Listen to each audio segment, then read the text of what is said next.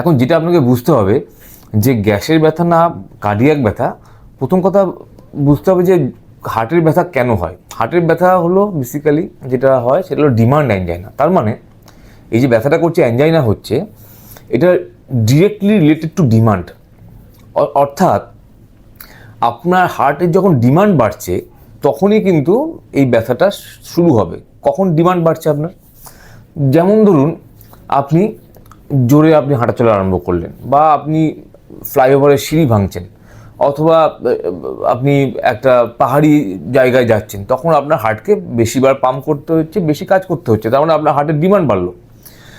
এইবার যখন আপনার ডিমান্ড বাড়লো, যদি আপনার হার্টের যে শিরার মধ্যে ব্লকেজ থাকে, তাহলে রক্ত চলাচল কিন্তু আর অ্যাডিকুয়েট থাকলো না সেই ডিমান্ডকে ম্যাচ করার মতো। তখন কিন্তু হার্টের মাসেলগুলো কিন্তু ইস্কেমিক হলো। ইস্কেমিয়ার সিমটম হলো চেস্ট পেন।